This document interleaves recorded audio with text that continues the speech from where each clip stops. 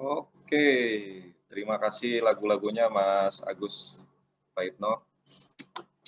Oke, kita mulai saja. Bismillahirrahmanirrahim. Assalamualaikum warahmatullahi wabarakatuh. Ya, sambil menunggu yang lain untuk join, kita mulai saja untuk ngabuburit ID sore hari ini. Ngabuburit bermanfaat. Semoga yang sedang dalam perjalanan atau menunggu waktunya berbuka bisa mendapatkan informasi yang bermanfaat sore hari ini.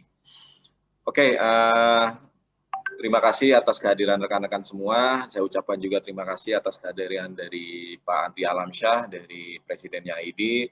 Ada Mas Ruli juga sudah hadir, ada Mas Agus Prayitno, ada narasumber kita yang tercinta dan terhormat. Terima kasih atas kehadirannya, Pak Setia Permana, atau biasanya kami sebutnya Mas Tio. Ya, terima kasih kehadirannya sore hari ini, Pak Setia Permana, untuk menjadi narasumber.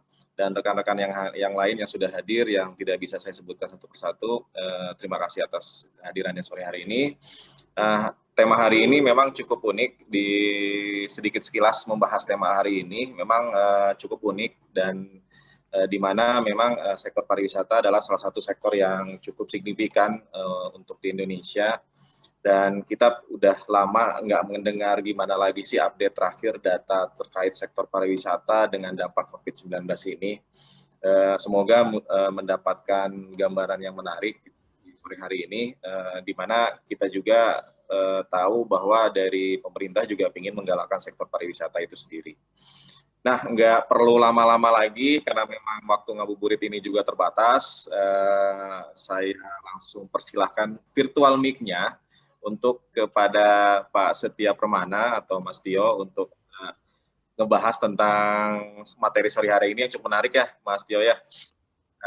Gimana sih dari misalkan update data dan mungkin ada update informasi terkait data-data antara pariwisata dan dampak dari COVID-19 ini.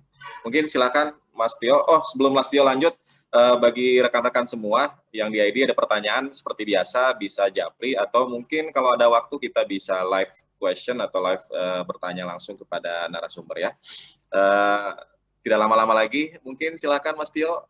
Oke, terima kasih Kang Ibe. Assalamualaikum warahmatullahi wabarakatuh. Selamat sore menjelang maghrib. Semoga semua kita diberikan kesehatan walafiat.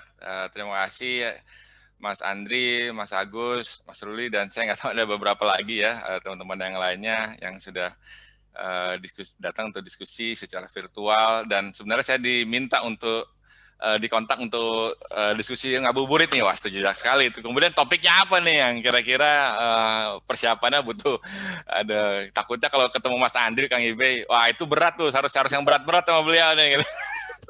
Tapi kalau menjelang apa buka puasa harusnya yang simple dah. Kemudian topiknya kenapa wisata? Pertama karena saya lagi ngerjain paper tentang dampak wisata dari sisi big data. Tapi sedang itu kemudian juga ini adalah salah satu sektor yang terdampak sebenarnya, dan juga sektor yang sebenarnya menurut saya competitive advantage Indonesia adalah dibandingkan negara-negara lain adalah pariwisata sebenarnya. Kalau kita bicara industri ya kalah dengan Jepang, kalah dengan apa yang lainnya, Korea misalkan. Kalau kita bicara industri kemudian konstruksi, yang lain juga kalah gitu. Tapi mungkin kalau bicara pariwisata kita punya banyak hal yang mungkin bisa kita gunakan untuk mendapatkan devisa. Dan nanti ini teman-teman semua yang ikut dan juga join mungkin yang secara online maupun nanti juga via YouTube lah atau via channel yang lain. Ini sangat diskusi kita kali ini sebenarnya saya hanya menampilkan statistik yang ada, yang sudah ada di BPS dan juga mungkin sebagian dari departemen lain, statistik official yang sebenarnya data itu banyak dan bisa menerangkan bagaimana dampaknya itu secara statistik ya. Saya karena secara belum pernah datang ke sana, belum, karena belum boleh ngecek masing-masing ground checknya ya gitu. Kalau bisa sih pengen juga nih. Kalau Mas Andir tuh jalan terus tuh, Mang Ibe juga jalan terus. Saya soalnya katanya sekarang udah ASN nggak boleh kemana-mana kan, Lebaran juga kan. Alright, oke. Izin saya share screen. Sebentar, saya share screen. Idenya. Saya sebenarnya Bisa ya share screen ya? Bisa. Oke, siap. Ya. Mohon dikonfirmasi apa sudah terlihat share screen-nya? Apa slide-nya? Sudah Mas, sudah. Ya, nuhun. Nuhun, terima kasih. Nuhun. Baik. Oke, jadi dampak pandemi sebenarnya COVID-nya, dampak pandemi COVID pada kegiatan pariwisata, hanya lihat kegiatan dampak secara besaran sektornya, wah itu ada hitungan lagi, dan saya rasa Kementerian Pariwisata dan juga departemen terkait juga punya datanya gitu. Mungkin kalau kita bicara data ya, ini data-data aja yang mau kita lihat yang menggambarkan seberapa besar sih dampaknya, menggambarkan secara secara umum gitu ya, dampak COVID di sektor yang memang salah satu jadi sektor unggulan di Indonesia. Jadi kita saya mau update dulu. Ini kita lihat memang jumlah terpapar sudah cukup, kita lihat sudah hampir dari 1 juta gitu kan, sudah tervaksinasi sekitar 10 juta, kemudian yang meninggal hampir 43.000 lebih gitu ya, udah mulai banyak. Ini data tanggal 18 April kemarin.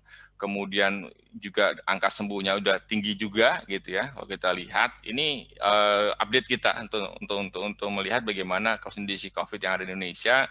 Dan kalau dilihat memang COVID itu seperti kita ketahui sebenarnya diketahui, saya mau bilang bahwa ada ya. Karena kalau bilang ada ya sebenarnya bisa jadi ada itu udah beberapa bulan sebelumnya.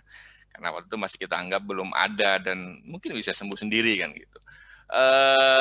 Maret, kemudian April udah mulai di awal Maret itu ada, kemudian kita pertengahan Maret udah mulai banyak kegiatan yang diberhentikan, work from home, kemudian makin lama makin naik, dan angka terbesar itu di bulan Januari kemarin ya, angka jumlah kasusnya itu hampir 335.000 di bulan Januari 2021 kemarin, dan ini sebenarnya memang ada banyak faktor ya, mobilitas, kemudian juga banyaknya testing yang dilakukan di awal mungkin sedikit karena testing yang dilakukan cukup sedikit, kemudian makin lama makin banyak, dan juga yang jelas sih mobilitas dan interaksi kegiatan ekonomi kita yang cukup banyak di akhir tahun 2020 gitu. Kemudian bulan Februari udah menurun dan bulan April pun menurun saat ini. Ini mungkin sampai sekarang nih ya. Nanti terakhir ada data nih. Kira-kira apa? Kita tahu sekarang India sudah di second wave gitu ya, dan cukup parah gitu. Kita nggak tahu Indonesia nih seperti apa. Nah, kalau kita lihat memang dampaknya number of cases ya, confirmed cases of COVID itu cukup makin lama makin tinggi, dan peaknya itu di bulan Januari. Dan sebenarnya ini terdampak pada banyak hal, yang jelas adalah mobilitas orang gitu, mobilitas masyarakat cenderung banyak bergeser sebenarnya. Kalau kita bicara pergerak mobilitas, sebenarnya kalau bicara shopping behavior, saya juga pernah presentasi bagaimana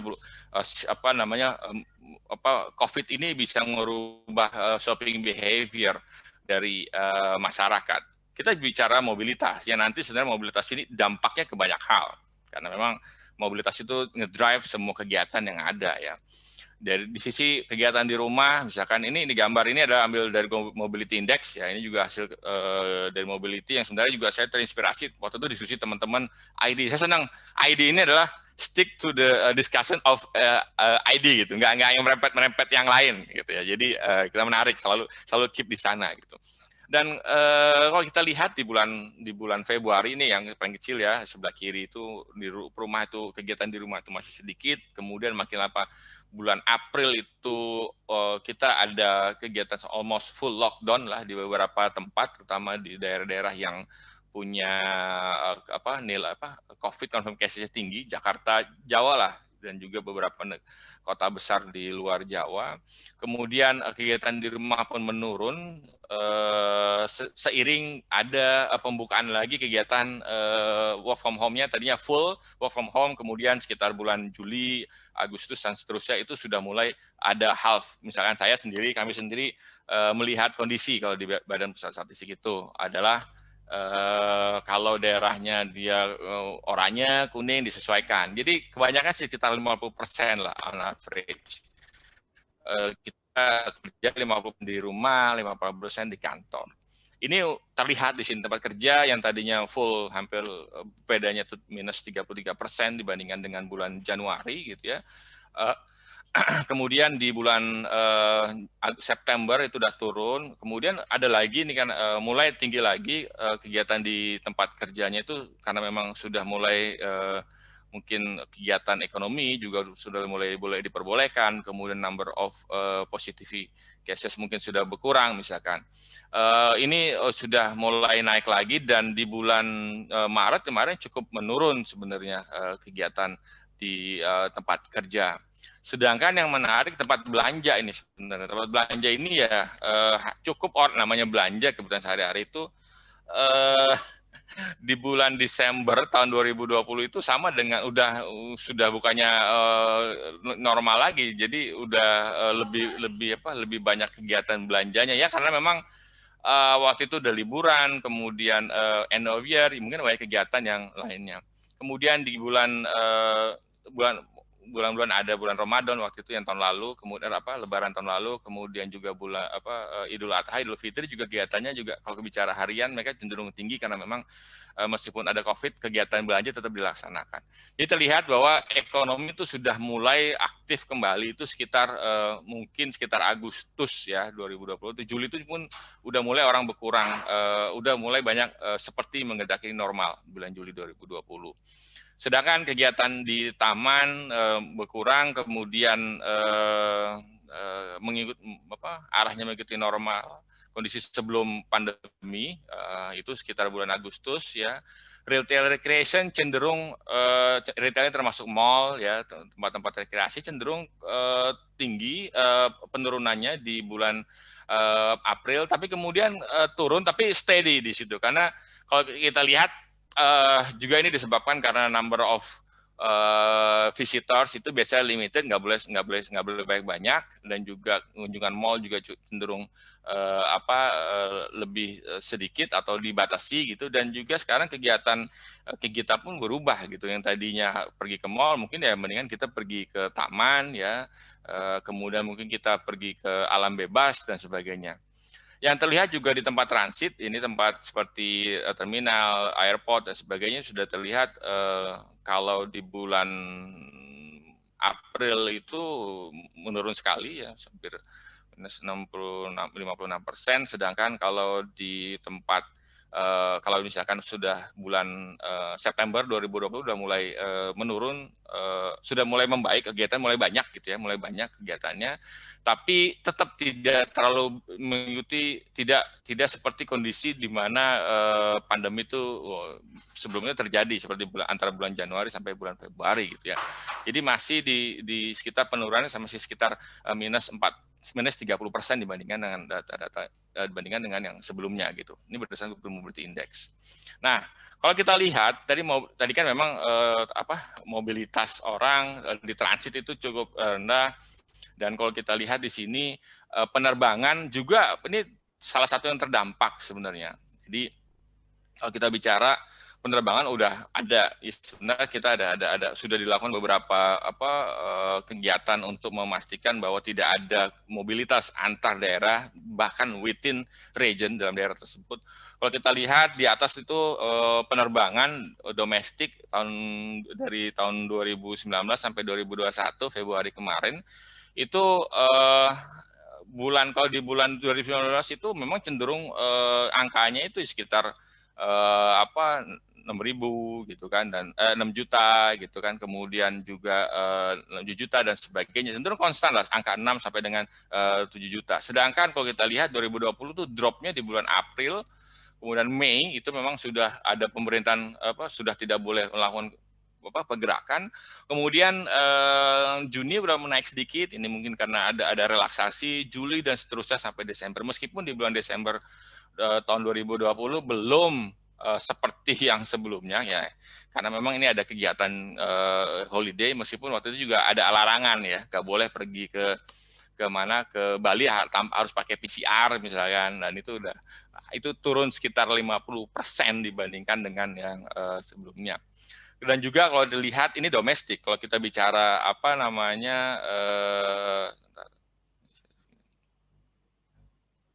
kalau kita bicara internasional, wah itu dropnya jangan jauh sekali ya.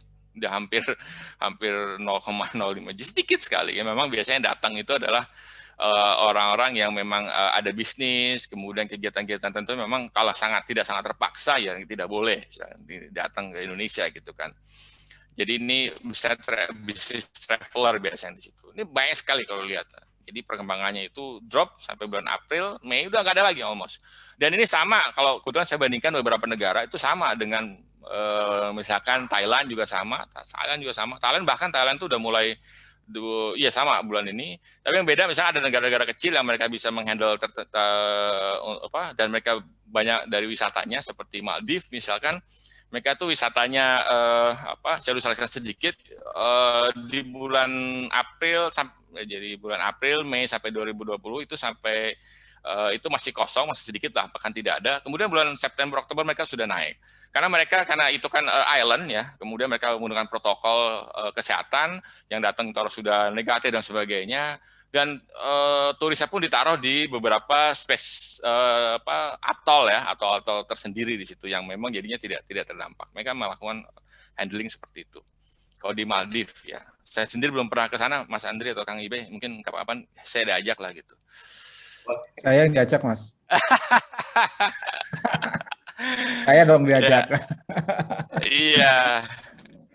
Nah, ini kalau dilihat nih, ini kalau dilihat ini datanya, ini data harian yang kita ambil dari sebuah website ini, dan ini kami dapat real time harian cenderung ini untuk domestik itu ya cenderung jauh dibandingkan data-data jumlah penerbangan. Kalau tadi kan jumlah wisatawan gitu. Kalau ini jumlah penerbangan. Tadi jumlah passenger, sorry. Ini jumlah keberangkatan dan kita juga ada data kedatangannya. Itu jumlah penerbangan itu cukup drop sangat jauh sekali dibandingkan dengan sebelumnya karena memang ada PSBB, ada pembatasan, ada larangan untuk bepergian dan sebagainya yang memang ini jadi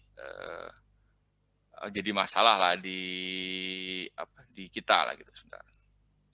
Saya delete dulu.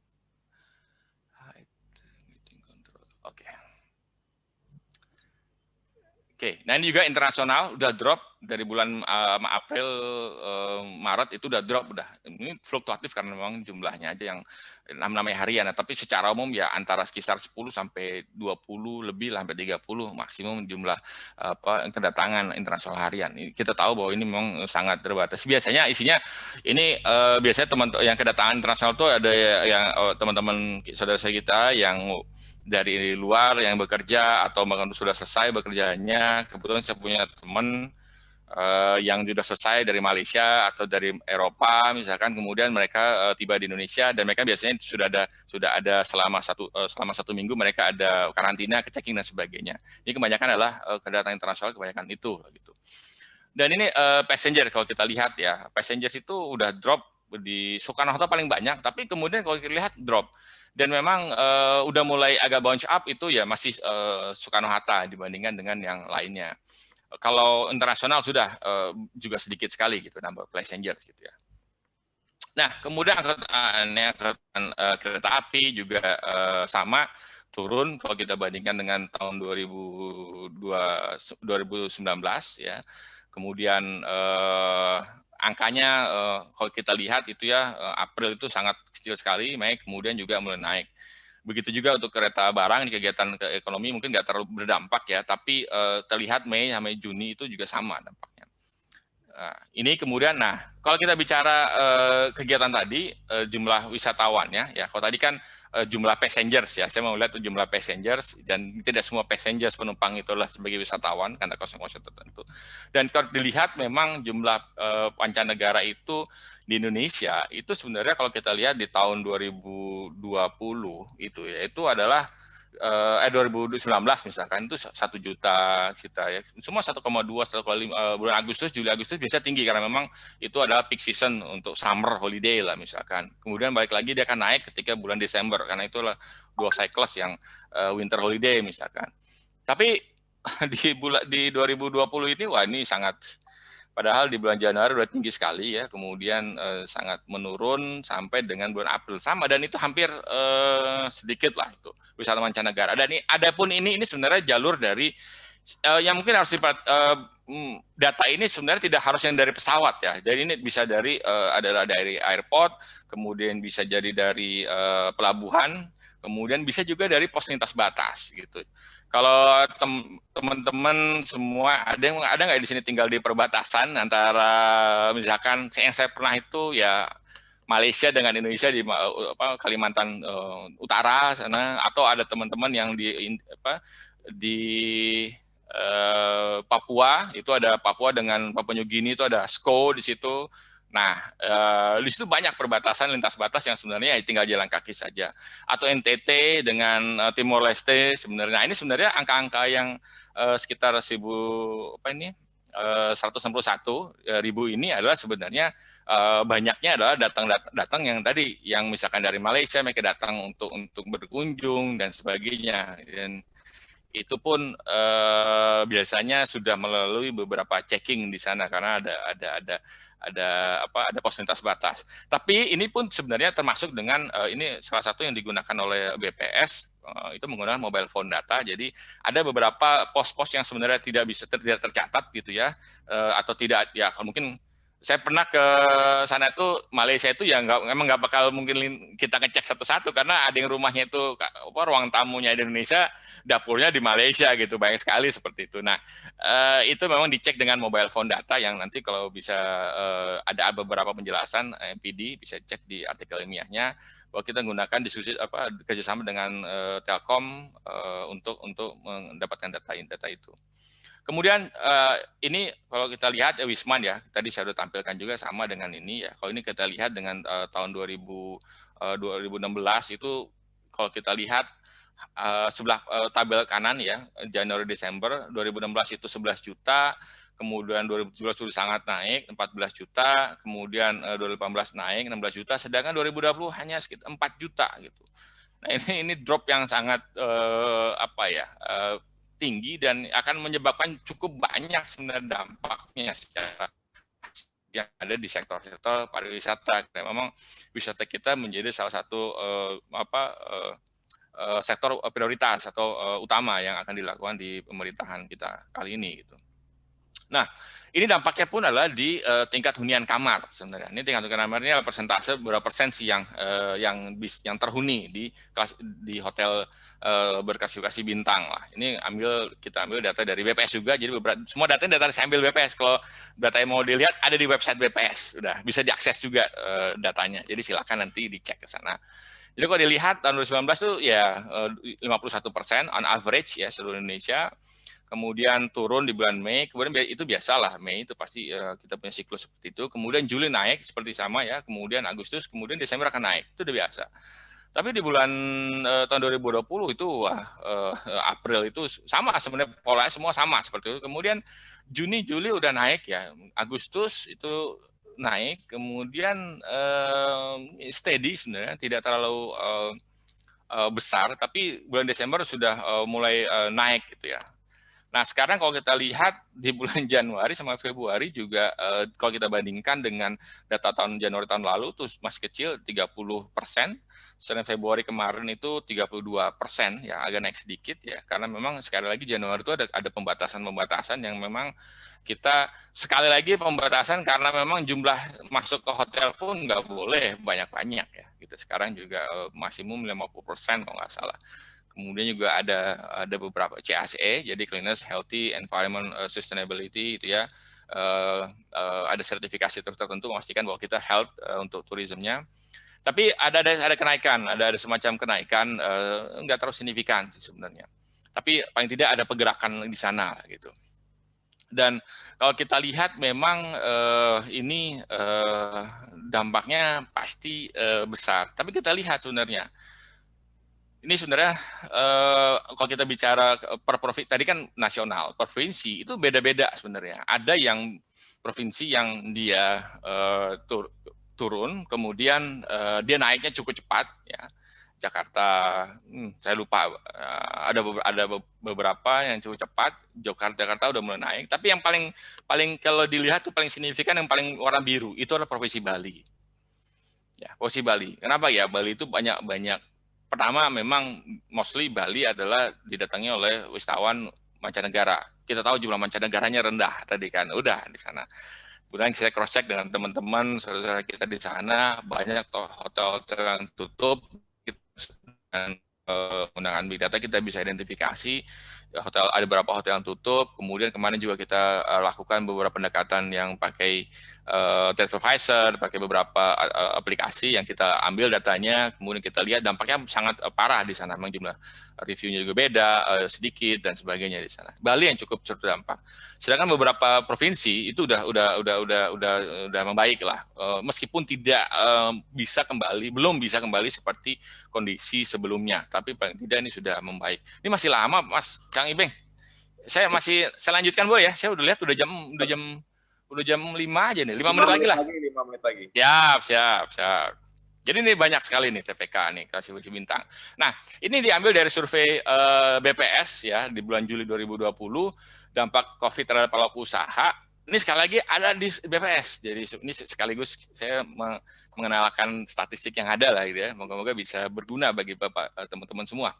Jadi perusahaan masih beroperasi dalam masa pandemi ini, dan ini dilakukan surveinya online, daring. Sekali lagi, salah satu dengan COVID ini, Bapak Ibu sekalian, teman-teman semua, kegiatan BPS itu karena memang banyak harus ke lapangan terdampak, sehingga kita melakukan beberapa adjustment yang online. Online itu bukan berarti kita siapkan online, tapi kita minta mereka untuk mengisi secara online, instead of kita datang ke sana online, kemudian dikontak yang kita tahu pelaku usahanya, karena kita punya kantor sampai dengan kabupaten. Kalau dilihat di sini adalah yang masih beroperasi 7% itu adalah air, pertanian masih bisa, tapi kalau dilihat bahwa pendidikan udah stop ya hampir. Memang kan tinggal ininya aja saja sih, mungkin yang guru maupun staf akademik. Akomodasi dan makanan minuman, nah itu ya kalau kita lihat udah hampir 50% yang sudah tidak beroperasi lagi dan gitu. Dan ini sektor yang paling mengalami penurunan dengan pendapatan adalah sektor di akomodasi dan makanan minuman, restoran dan hotel lah kalau bilang. Jasa lainnya itu seperti misalkan ya kayak penyedia fotokopi dan sebagainya itu ya. Kemudian transportasi dan penggunaan itu udah berkurang. Transportasi udah nggak ada lagi ya. Kita tahu transportasi sudah berkurang karena nggak ada yang jalan ya kan. Nggak ada yang pesawat travel, nggak ada dan sebagainya.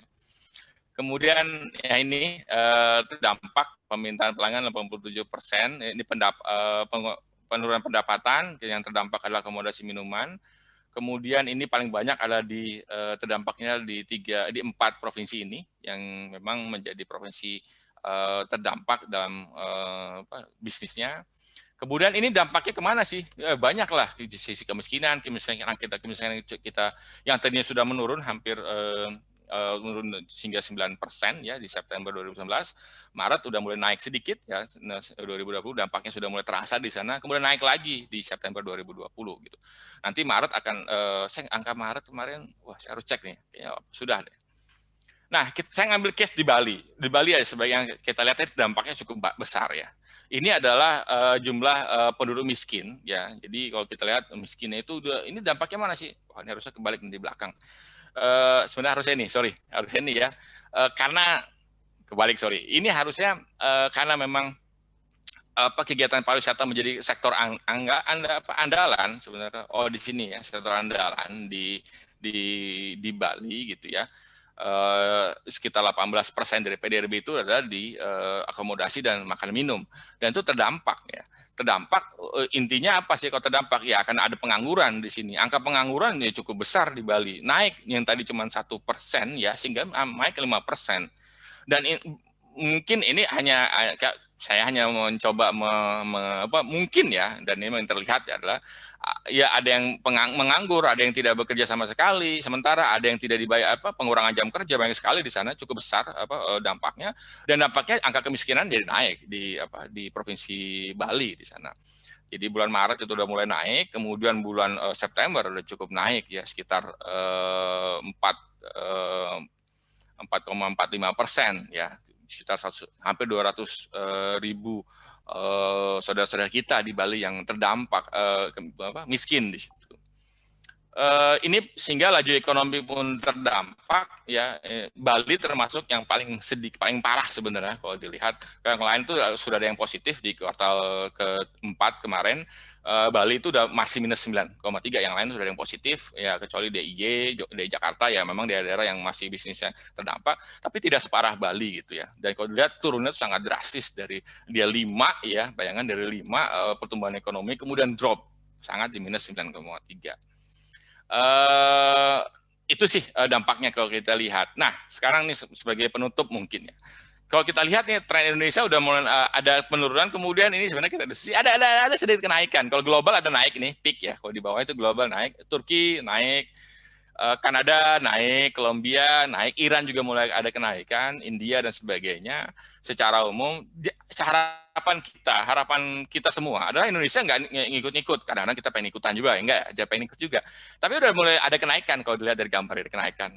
Makanya sekarang pemerintah itu mencoba, kalau saya lihat ya, itu untuk mencoba untuk mengurangi kegiatan, meskipun sudah sekarang ada euforia vaksinasi, alhamdulillah saya sudah divaksin juga, tetap prokes harus dilaksanakan, tetap 50% maksimum di kantor. Mobilitas dikurangi gitu. Kenapa? Supaya tidak ada seperti yang tadi di Turki, Jerman, kemudian juga di beberapa negara lain, India yang jelas itu parah sekali.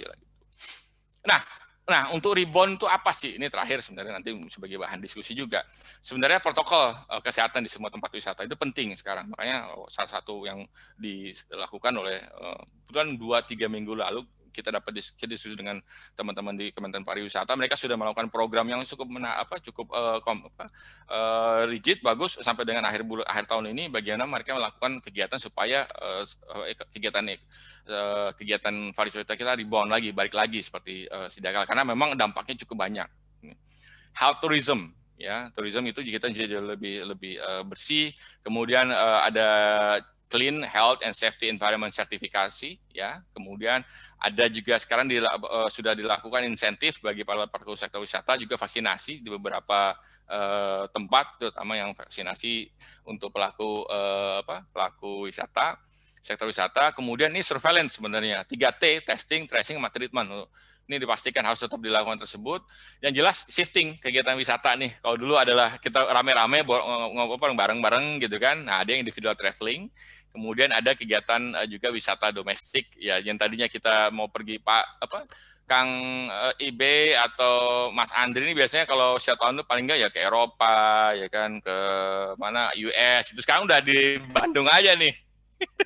Jadi mungkin ya nanti domestik akan lebih banyak, dan juga ada yang digital tourism lah, ada yang pakai digital tourism. Dan ini ada beberapa kawasan prioritas sebenarnya pemerintah. Tadi dulu kan ada namanya 10 New Bali ya, sekarang dikerucutkan Danau Toba, Borobudur, Mandalika, Labuan Bajo, Morotai, kemudian Tanjung Lesung, Tanjung Kelayang dan sebagainya. Ini beberapa prioritas yang sekarang digunakan untuk peningkatan pariwisata kita. Selain Bali ya, kalau Bali sih udah jelas itu udah jadi hub untuk kegiatan pariwisata kita. Mungkin itu saja dari saya, Kang Ibe dan teman-teman semua. Mungkin kalau ada pertanyaan atau diskusi silakan. Kalau pertanyaan sih mungkin berat ya, mungkin diskusi aja ya. Silakan ya. Oke, terima kasih Mas Tio. Wah, ini luar biasa nih insight-nya dari data-datanya juga. Ini banyak yang nanya nih. Salah satu pertanyaannya yang paling mungkin dari Pak Taufik sama Pak Sparisoma gitu kan. Aduh, ada Pak Taufik ini, berat ini ya. Aduh. Ya, berat badannya Pak ya. Apakah slide boleh di-share dan informasi sesi Pak Tio super keren? Boleh, nanti kita share. Ya, Oke, ya. Sekali lagi kalau cara mengambilnya gimana, nanti tanya BPS lah. Iya, oke. Di-share di grup aja Mas nanti Mas. Ya. Oke, siap. Oke, terima kasih Mas Tio. Nah, next pertanyaan dari Pak Sparisoma Firidi nih, grafik mobilitas bulanan itu adalah perubahan ya, maksudnya Pak Tio ya, artinya dari semua dan berkurang dari sekian persen dari semula bulan sebelumnya. Mohon penjelasannya. Oke, untuk mobilitas itu adalah diambil Google Mobility Index itu perubahan dari bulan ini dibandingkan dengan harian per harian dibandingkan dengan misalkan hari Senin, Selasa, Rabu, Kamis, Jumat dibandingkan dengan periode baseline-nya. Baseline itu nggak salah antara pertengahan Januari sampai dengan pertengahan Februari seperti itu. Jadi perubahan dibandingkan dengan bulan Januari Februari di tahun 2020 seperti itu. Jadi kalau dia angkanya minus 33 berarti 30% dia mobilitasnya itu rendah dibandingkan dengan yang lainnya. Sebenarnya ada visit ya, saya bilang mobilitas secara umum itu loosely ini aja definition, tapi ada yang number of visit, ada yang lamanya visit. Kalau di rumah berarti lamanya dia di rumah misalkan, tapi kalau tempat-tempat itu adalah berapa orang yang datang ke sana, berapa visit dia di sana, gitu mungkin. Kalau keterangan nanti bisa lihat di Google Mobility Index lah, gitu. Ya. Oke, terima kasih Mas Tio, semoga menjawab untuk pertanyaan dari Pak Asmari Soma. Next, ada pertanyaan juga dari Mawanda Al-Muhayyar. Karena semua sektor terpengaruh oleh pandemi, sehingga datanya ikut terpengaruh juga. Apakah masih mungkin jika melakukan peramalan dengan metode peramalan tertentu, masih bisa menangkap pola data yang dipengaruhi oleh pandemi ini? Gitu. Ya, good. Jadi, benar sekali. Makanya, datanya dapat dari mana, gitu kan? Terpengaruh atau tidak, kan gitu pasti. Pertama, kalau yang datanya BPS yang jumlah wisatawan mancanegara itu diambil dari sama prosesnya lah, ambil dari kita ambil dari administratif data dari setiap airport itu kan ada laporannya berapa orang yang hadir, wisatawan itu dicatat di sana. Jadi tetap ada kegiatan di sana, saya rasa nggak berubah. Kemudian juga untuk data wisatawan TPK tingkat penghunian kamar itu mereka mengisi sebenarnya, mereka mengisi di sana di aplikasi yang kita harus datang di aplikasi. Sekarang udah kita coba otomatis gitu ya, jadi mengisi kemudian harian nanti kita catat di sana. Dan kalau kita lihat memang kalau kita bandingkan dan kita komparasi juga, saya juga kebetulan juga komparasi. Nah, kalau mungkin dilihat di BPS kemudian ada big data itu kebetulan kami bandingkan dengan data big data itu polanya sama lah gitu. Sehingga kalau dilihat polanya akan sama sebenarnya. Jadi peramalan menjadi masalah kalau kita gunakan peramalan pakai data tahun sebelumnya. Pasti nggak nyambung pasti karena polanya kalau tahun 2019 begini kan, tapi kemudian polanya turun. Tapi kalau kita mau pakai peramalan, pakai mungkin mulai tahun 2020, saya rasa sih itu masih bisa lah, karena datanya yang saya tampilkan tadi, datanya itu data yang tidak banyak terdampak dalam hal pengambilan ke lapangannya. Mungkin gitu. Oke. Karena nggak ada yang ke lapangan sih sebenarnya. Kalau hotel itu kita ngirim, ada aplikasi dari seluruh hotel, kita punya list, kemudian mereka ngisi, kemudian dikirim. Jadi nggak perlu datang. Gitu. Ya. Oke, berarti semua proses pengolahan data selama masa pandemi ini online semua ya di BPS-nya? Ada yang online, ada yang enggak. Jadi, ya makanya ini salah satu jadi promosi ya sebenarnya, kok jadi ID jadi promosi.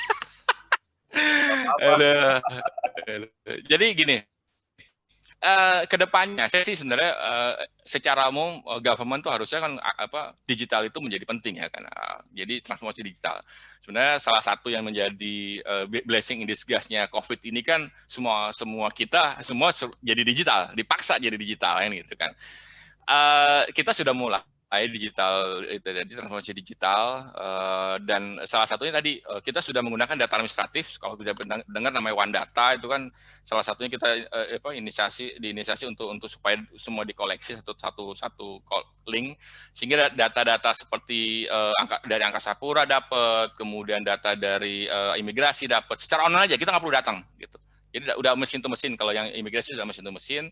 Kalau yang MPD itu sudah juga kerjasama dengan Telkom, dengan itu kita dapat online gitu. Jadi nggak perlu semuanya serba online sebenarnya. Ada beberapa sebenarnya seperti harus kita cek, ground check ke lapangan, misalkan data-data ya kemiskinan, misalkan data-data yang lain, survei-survei lain memang ada yang terdampak. Tapi polanya kita pakai telepon. Jadi di awal-awal pandemi itu, wah itu parah banget tuh, ada yang pakai telepon. Karena sebagai salah satu ya yang penyedia data, saya bilang salah satu bukan hanya satu-satunya, itu data tuh jadi penting. Jadi kalau kita udah malas juga ya bahaya juga ya. Tapi ya harus kita rubah juga health. Makanya penduduk kemarin kan sudah pakai mix ya, udah pakai combine itu sebenarnya itu.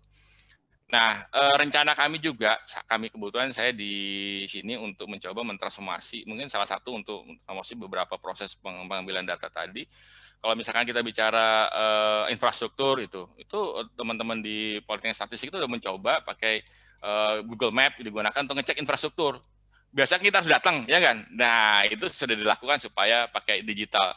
Belum dilakukan official sih, tapi we are going that direction gitu supaya digitalisasi itu penting ya, dan juga bisa mendapatkan data yang cukup akurat dan cepat.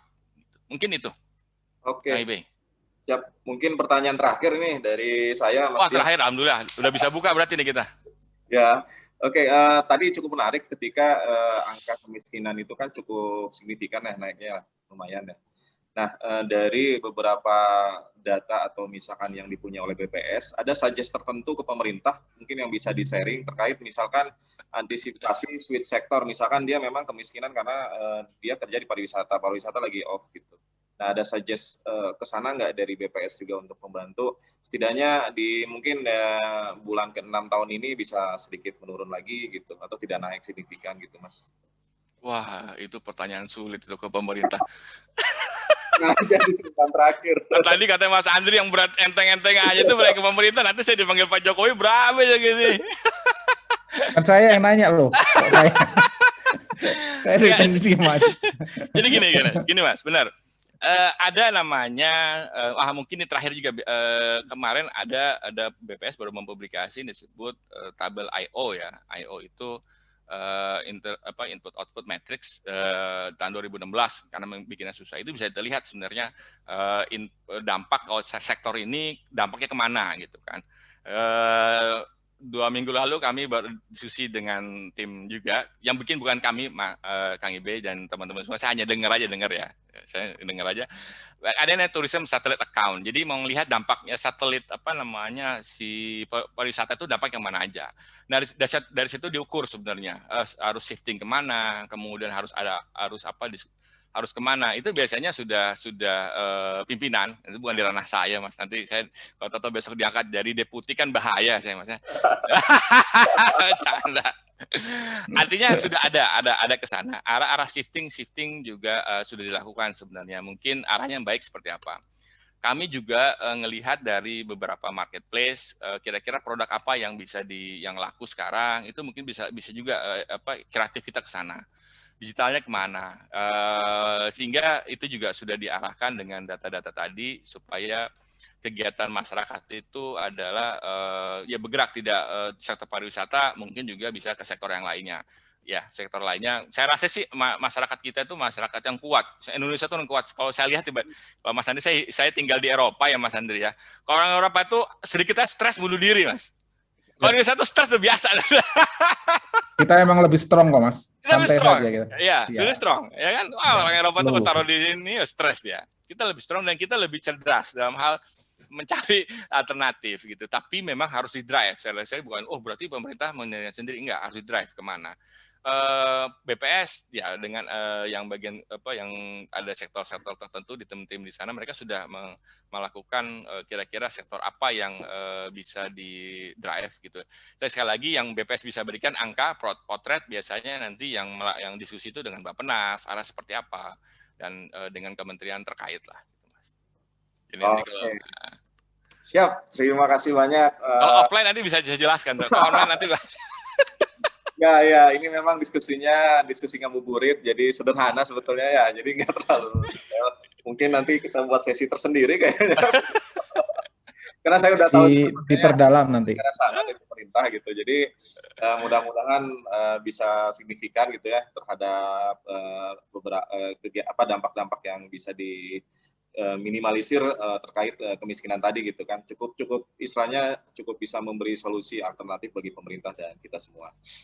Oke, waktunya mungkin saya juga dibatasi maksimal 15 ya, jadi memang diskusi ngabuburit ini didesain tidak panjang gitu kan, simple, tapi setidaknya jadi masukan gizi bermutu kita di bulan Ramadan terkait data dan bagaimana data itu bekerja nantinya. Oke, ini ada sesi foto ya Pak Andri ya? Ya, silakan. Kemarin lupa soalnya. Oke, ya kita buka kamera dulu deh. Bersama-sama silakan dinyalakan layarnya. Kita adakan sesi foto untuk dokumentasi dan kita akan posting juga di medsosnya ID. Ya. Oke, bagi yang mau kita bisa foto bareng. Iya. Mangga. Kita tunggu mungkin 1 menit lah biar siap-siap menyiapkan rambut, hijab supaya cantik, supaya ganteng. Siap. Mangga. Ya, silakan ayo kita. Yang lain silakan kita sesi foto. Ini cukup banyak pesertanya sore hari ini. Terima kasih. Sambil nunggu yang lain, nanti sesi selanjutnya siapa Pak Andri nanti? Hari Selasa itu Pak Arief ya, Pak Arief Bijaksana. Ceritanya tentang, apa ya Mas Agus ya, lupa saya. Al-Quran dan teks gitu loh Mas. Silakan Mas. Itu menarik tuh. Nah itu menarik tuh, itu sesuatu yang menarik tuh. Kita bisa diskusi juga nanti di sana gitu. Oke. Iya. Yap. Wah, Pak Taufik udah online nih, Pak Taufik. Mas Taufik, Pak, udah lemes online dari tadi. Mukanya baru nongol. Kita masih kucel kami. Oke, dalam hitungan ketiga, 1, 2, 3. Oke. Ya. Sekali lagi. Ini baru banyak. Ulang. Ntar. Yuk, 1, 2, ya. 3. Oke. Satu lagi. 1, 2, 3. Oke. Takut nggak jadi ya kayak zaman dulu. Jangan lupa join lagi. Ya. Selasa saya ya. sedikit aja ya, nambah lagi boleh sedikit ya, buat teman-teman gini. Jadi nanti kalau di data-data itu ada di BPS dan bisa dilihat hariannya, datanya, bisa dilihat Excel-nya dan sebagainya.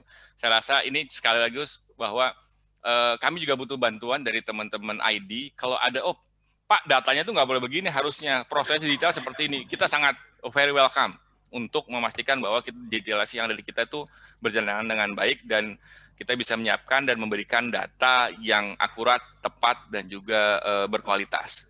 Mungkin itu aja, Kang Ibe, supaya ID ini juga bisa memberikan diskusi yang banyak ya. Udah memberikan sudah nih. Saya selalu mengundang teman-teman di sini semua untuk diskusi dengan kami sebenarnya.